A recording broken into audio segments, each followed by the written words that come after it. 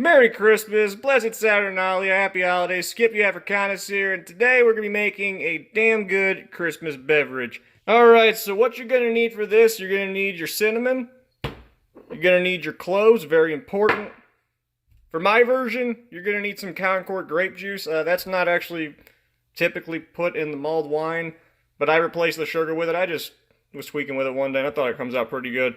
If you don't want to do the grape juice, just add sugar to it. But anyways, then most importantly, the wine. And I always go with a good Cabernet. Oh, I mean, not even necessarily good. You can get some cheap stuff for this because it's going to taste good one way or another. Now, one thing that I always add, that I have forgotten to add, and it being Christmas Eve, I'm not going to go to a store and get, is an orange. Usually I will take, I'll take an orange, juice it in there, and then I'll peel one and just drop it in there while it's boiling. Well, not boiling, but heating up.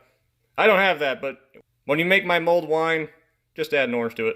Also, if you want to make it a little bit stronger, which I always do with mine, I like to throw some vodka in there. I've heard people throw in some whiskey, some Jägermeister, all good. I always do vodka with mine, throw a couple shots in there, but that's completely optional. So now again, this is super simple to make. So, we'll take our dry ingredients, the cloves, drop a few in there. And then the cinnamon. I just do this so when I pour the wine, it's going to mix it a little faster. And I also do a small pot tonight, but usually when I make this, I'm using a couple bottles of wine because I'm making a fuckload of it. Anyways, just add the wine to it.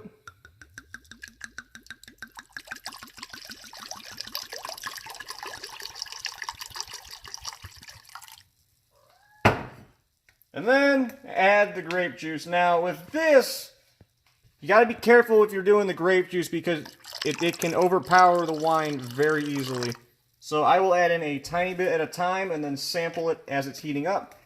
Speaking of which, throw your stove on. I throw it on high, but the one thing when you're making this, you're not trying to boil it. You are literally trying to warm it. So I'm throwing it on high so it'll get going a little faster, but as soon as you start to see the signs of heat and stuff, crank that thing all the way down. Alright, so it's a little hard to see, but we got some vapors rising, which alcohol will boil before water does, so that means we are losing our alcohol content. But, doing the finger test, it is good and warm, and as the stove kind of lowers the heat, it'll warm up the rest of the way. Now, like I said, I add a little bit of grape juice at a time, which I'm going to need to turn the heat right back on because it's going to cool it, just to make sure I get the perfect taste. This is definitely a made-to-taste recipe, and like I said, be careful with that grape juice because it will overpower that wine very fast if you're not careful. Just need a little more in there.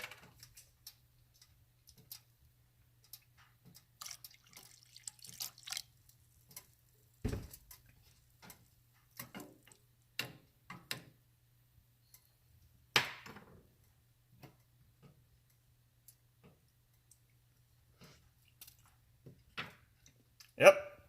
And that is, at least for my taste, the perfect consistency. And of course, I'm going to add a little bit of vodka to it for the obvious reasons. But that's your basic Glühwein mulled wine recipe. Real good stuff. If you haven't had this stuff, I do strongly recommend you try making it. Oh, and also, not to forget, you do want to let it sit for a little bit. 30 minutes or so, that kind of gets it going. Preferably, though, like, when I make this stuff for, like, parties and stuff, I will actually let it sit for about a couple hours. I feel that you just get the clove taste and everything blended in perfectly. But yeah, I would say at least let it sit for 30 minutes, then you'll be good to go.